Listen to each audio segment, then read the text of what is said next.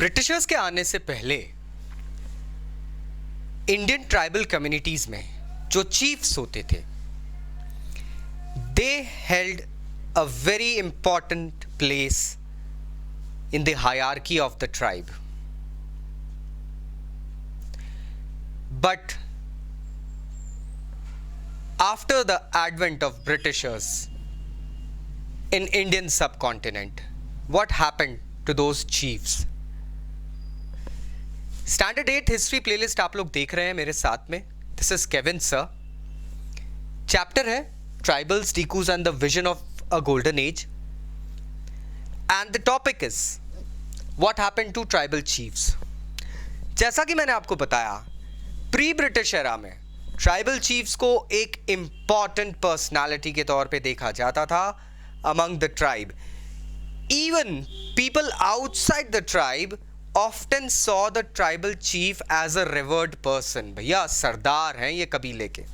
आप लोगों ने आई डोंट थिंक सो पुरानी मूवीज वगैरह देखी है, but if you have or if any senior in your family has gone ahead, please ask him एक ट्राइबल चीफ की क्या भूमिका होती थी. To let you have a brief idea, I will tell you. Tribal chiefs जो होते थे उनके पास में समहाउ इकोनॉमिक पावर्स उस पूरी ट्राइब की, पूरा commerce, trade, management and all जो था, पूरा मतलब cash management, wealth management tribal chief के पास रहता था. He had the administrative power over the area of the tribe. मतलब एक तरीके से कलेक्टर जो होते हैं.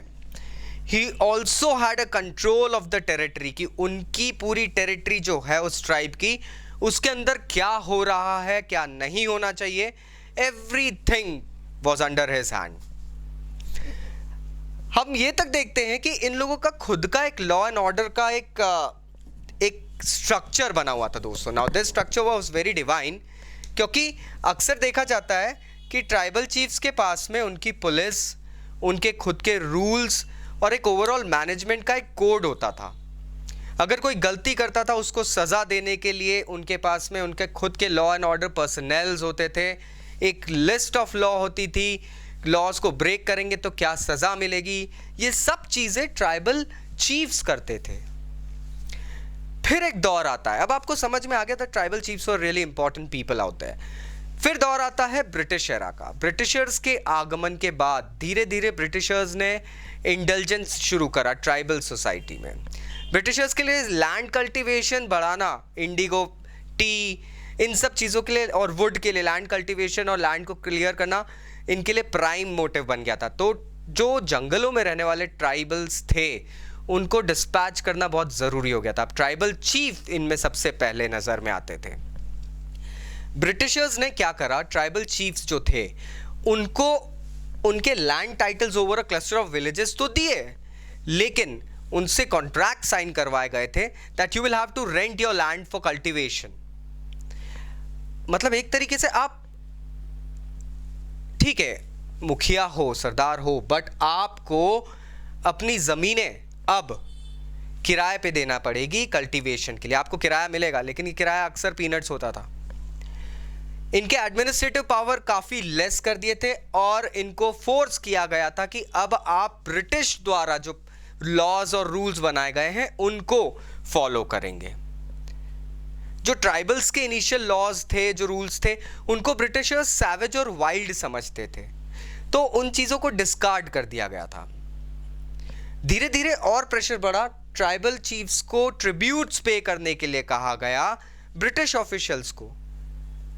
So now you can see how the indulgence is taking place. Tribal chief की पावर कम कर दिया आपने.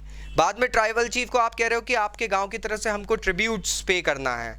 सो अब आपकी ज़मीनें तो ले ली है, वो रेंट लोन वगैरह में ज़मीनें चली गई आपकी, अब आप ट्रिब्यूट्स दोगे और अपने ट्राइबल मेंबर्स को आप on behalf of British government discipline करोगे that they should actually go ahead and obey the rules and all made by the British officers, the British government. तो ये अनरेस्ट कब तक चलता? कितने ट्राइबल चीफ्स अपने ट्राइब्समैन को कंट्रोल में कर पाते? We'll see in coming videos. Please stay tuned. Thank you very much. Take care. Bye bye.